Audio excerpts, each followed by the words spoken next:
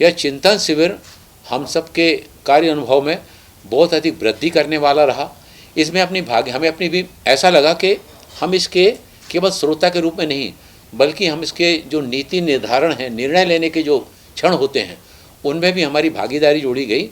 परसों शाम को जब शुभारंभ हुआ तो माननीय राज्यपाल महोदय जी आदरणीय गुलाबचंद कटारिया जी की गरिमा में उपस्थिति में इस चिंतन शिविर का प्रारंभ किया गया, जिसमें विभिन्न अलग अलग सत्रों के माध्यम से उसमें सीनियर सिटीजन की बात की गई,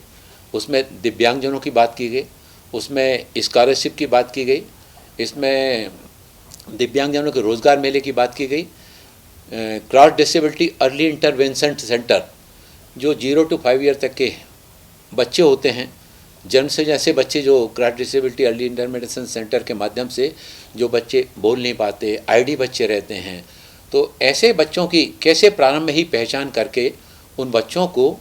देश भर में जो हमारे CRC हैं, नेशनल इंस्टीट्यूट हैं, इसके साथ ही जिलों में जो DDRC हैं, उनके माध्यम से बच्चों को कैसे प्रारंभ में पहचान करके उनको सशक्त बनाने के लिए इन केंद्रों के माध्यम से वो कार्य को आगे बढ़ाया जाए और इसमें परिवार के अभिभावकों का भी उसमें प्रशिक्षण जोड़ा जाए। क्योंकि उस केंद्र पर तो बच्चा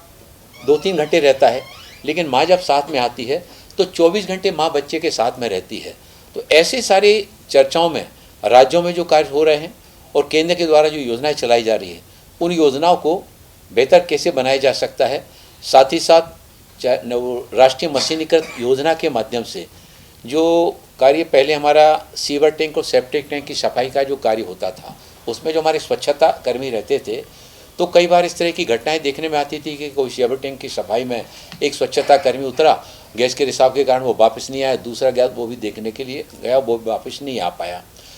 इस मृत्यु दर को शून्य पर ले जाने के लिए कि मृत्यु दर शून्य हो और सुरक्षित तरीके से हमारे स्वच्छता कर्मी अपने काम को बेहतर ढंग से कर सकें, तो उनको राष्ट्रीय मशीनीकृत सफाई व्यवस्था के साथ में जोड़ा गया। उस राष्ट्रीय मशीनीकृत सफाई योजना के बारे में भी ग्रुप में भी चर्चा हुई, विस्तृत रूप से उसमें जो कार्य किया जा रहा है कि उनको सुरक्षा उपकरण, उनको PP किट और प्रशिक्षण उनको दिए जाने के प्रावधान किए जा रहे हैं, जिससे कि वो प्रशिक्षण लेने के बाद ही उस कार्य में उतरें, ताकि किसी भी स्वच्छता कर्मी की मृत्यु ना होने पाए। उनके परिवार के जो आश्रित सदस्य हैं, जो आजीविका का अपना कोई कार्य प्रारंभ करना चाहते हैं, तो उनको मशीनीकृत वाहन खरीदने के लिए, इस स्वच्छता के कार्य को करने के लिए मशीनीकृत वाहन खरीदने के लिए सब्सिडी देने का कार्य किया जा रहा है। व्यक्तिगत तौर पर वो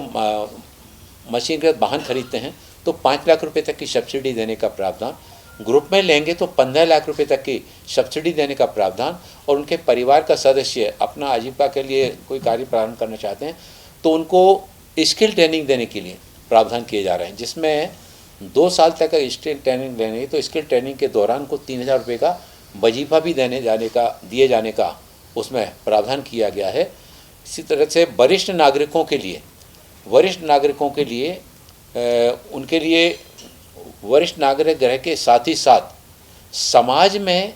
कैसे अवेयरनेस जागरूक की जाए कि वरिष्ठ नागरिक अनुभवों का वो खजाना है कि उनको केवल ओल्ड एज होम के माध्यम से नहीं, बल्कि ऐसे वरिष्ठ नागरिक जिन्होंने जीवन पर्यंत नौकरी के माध्यम से समाज की, देश की सेवा की है, परिवार में अपना महत्वपूर्ण योगदान दिया है, और उम्र के इस पड़ाव पर उनके अनुभवों का लाभ भी मिले, तो कंपनियों के साथ में कोऑर्डिनेट करके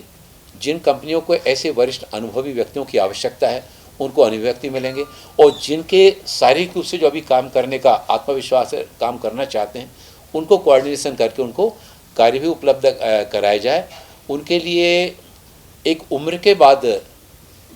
कम सुनाई देता है, कम दिखाई देता है, चलने में असुविधा होती है, तो राष्ट्रीय वैश्विक योजना के माध्यम से उनको सहायक उपकरण उपलब्ध कराए जाएं उनके बीमारी के लिए, और उनको वैश्विक योजना के माध्यम से सहायक उपकरणों के साथ ही साथ वरिष्ठ नागरिकों के लिए 5 लाख रुपए तक का मुफ्त इलाज की सुविधा का लाभ उनको मिले। ट्रांसजेंडर के लिए भी इसमें चर्चाएं हुई, बेगर्स के लिए भी इसमें चर्चाएं हुई। ऐसे बहुत सारे विभिन्न विषयों पर जिसमें कि राज्यों के प्रतिनिधियों ने, अधिकारी जो आए थे, सभी ने इस बात के प्रति अपना संतोष व्यक्त किया कि इस बार का चिंतन शिविर हमको सामाजिक न्याय अधिकारिता मंत्रालय की योजनाओं को केवल नज़दीक से जानने का नहीं, बल्कि हमें भी उसमें अपनी भागीदारी जोड़ने का जो हमको अवसर मिला है, इससे आने वाले समय में हम राज्यों में और भी ज़्यादा प्रभावी ढंग से इन काम को कर सकेंगे। उनके द्वारा जो राज्यों से आए हुए जो अधिकारी और मंत्रीगण थे, उनके द्वारा जो सुझाव प्राप्त हुए हैं, विचार प्राप्त हुए हैं, उन सबको भी हमारे मंत्रालय के अधिकारियों ने नोट किया हुआ है। और राज्य और केंद्र सरकार मिलकर संयुक्त रूप से शासन की योजनाओं का लाभ, जो देश के प्रधानमंत्री आदरणीय नरेंद्र मोदी जी कहते हैं कि 2047 में भारत को विकसित राष्ट्र बनाने का विजन लेकर चल रहे हैं, सबका साथ, सबका विकास, सबका विश्वास और देश को आत्मनिर्भर बनाने में सभी का सामूहिक प्रयास। तो एक तो केंद्र और राज्य सरकार के संयुक्त मंच के माध्यम से इन योजनाओं को आगे बढ़ाने का काम, दूसरा इन योजनाओं के इम्प्लीमेंटेशन में राज्यों की भागीदारी और भी ज़्यादा अच्छे ढंग से जोड़े जाने के लिए चिंतन शिविर जिन उद्देश्यों को लेकर यहाँ पर किया गया, उसके सार्थक परिणाम, बहुत अच्छे परिणाम आने वाले दिनों में इनकी योजनाओं के क्रियान्वयन में राज्यों के माध्यम से देखने को मिलेंगे।